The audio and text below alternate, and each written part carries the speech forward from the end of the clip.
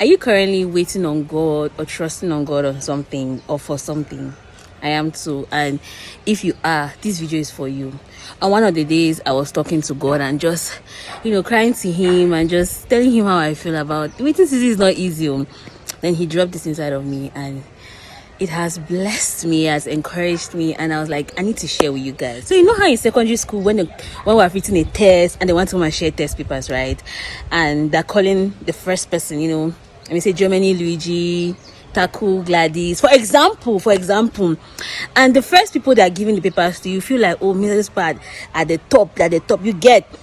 And the situations where you don't know the marks of the people, this is the first example I'm using, right? They just call the papers and they're giving the students.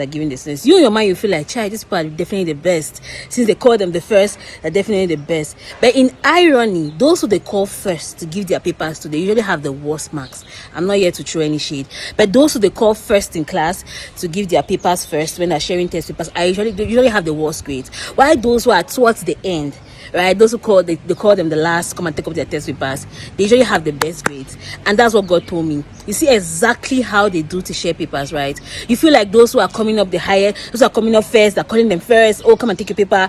You feel like, oh, they're doing well. But no, He keeps the best for the last. And that's why you need to be patient. So when you're sitting in that chair and waiting for the teacher to call your name, like, God, I beg.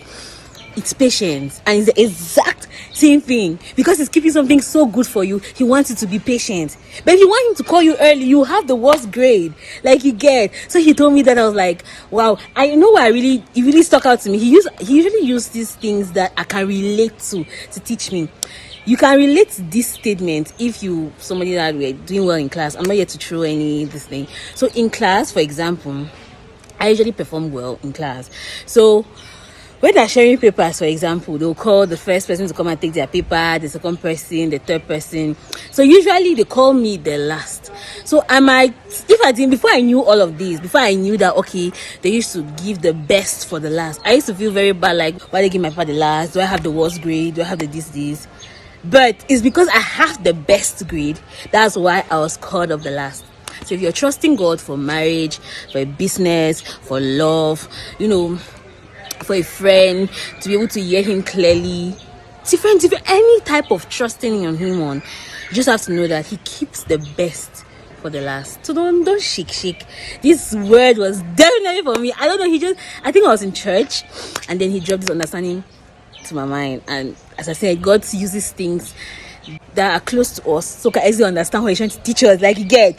So the same way when they're sharing test papers, they usually call the worst in quotes those who have least performed first to come and take their papers, and they call those who have performed best to their papers the last. It's the same thing. If God is keeping you, just know your blessings will suck. It goes suck. You get now. Don't feel discouraged. Don't feel bad that you're waiting. Just trust Him. Something good is coming. And God, when God wants to do something, He does it mightily. He says God gives generously, abundantly. He makes your cup to overflow. So just have that trust in your heart today. He keeps the best for the last.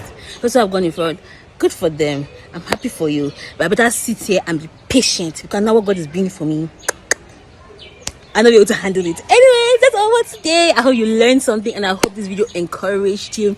See you next time. Bye.